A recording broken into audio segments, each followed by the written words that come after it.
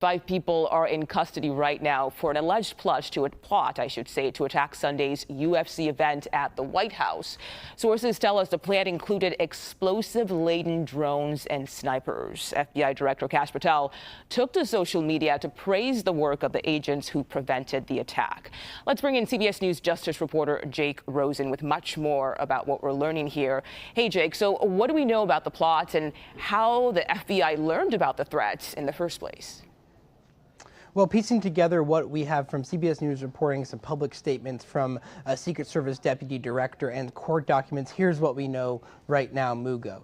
We know that there was a plan to take drones that had explosives attached to them and potentially use them to break up and attack the UFC event on Sunday night. From there, the plan would have been, allegedly according to court documents and sources who have been speaking with CBS News this morning, to then use sniper positions throughout Washington, D.C. to potentially attack people fleeing, not just the White House, but all the dozens of watch parties with thousands of people that were watching from places like the National Mall right next to the White House. And from there would have potentially been a plan to either breach or attempt to breach the White House gate while using kind of a protest and demonstration on the other side of the White House as a distraction.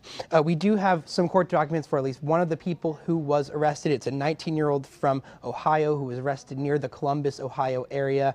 He admitted, according to this federal affidavit just filed in court this morning, to participating and plotting for this attack. And his family, according to an FBI affidavit, actually tipped off federal law enforcement about this, saying that he had been speaking mostly to people on the internet in the last couple of days. His family had been alarmed by sympathetic comments about Adolf Hitler and anti-Semitic content posted on his social media in recent days, and also that they knew that there was some kind of activity that he was planning to potentially travel to Washington, D.C. for.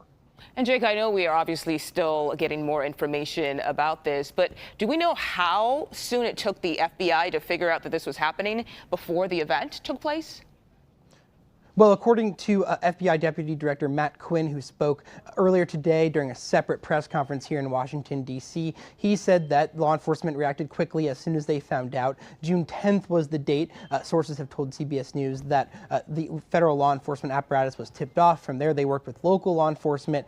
And there's a couple things we don't know, Mugo, ahead of some court proceedings, not just in this case, but around the country, as we learn more about who was actually charged for participating and allegedly plotting this attack. One of which is the group, which is a TikTok group that was called the Vanguard of the Old, which this man, this 19-year-old from Ohio, was participating in. From there, these individuals moved to Signal to plot the attack, and in different other apps that were used, law enforcement got access to maps that were used and other information about this UFC event. How close they were specifically to actually having these explosive drones and sniper rifles is unclear. However, at least in the search of this 19-year-old who was living at his parents' house at the time, in an FBI raid of the home, they found a large amount of ammunition, and he told law enforcement he was planning on bringing anti-ballistic material to a meeting point right near here in Washington, D.C. and Virginia, where everybody was going to move the attack to D.C. from.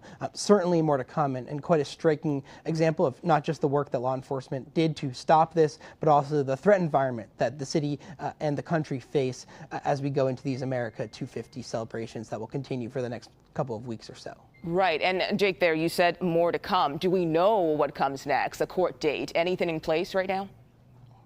For this individual, whose name is Tycen Proper, there'll be a detention hearing tomorrow in the Southern District of Ohio, and it'll be difficult for law enforcement to kind of prove in a short-term position here, just to the public and the media, of how serious this threat was in court filings. This specific affidavit was very detailed, but it's because this man allegedly spoke with the FBI and admitted to a lot of what the plot was, although we know that in the case of 4 other people who are still working on finding more information about, as potentially others who have not yet been charged, there will certainly be a number of cases throughout the country that will proceed and at the same time and concurrently and separately for this alleged plan. Yeah, and we know you'll be watching that for us. Jake Rosen, thank you so much for your reporting.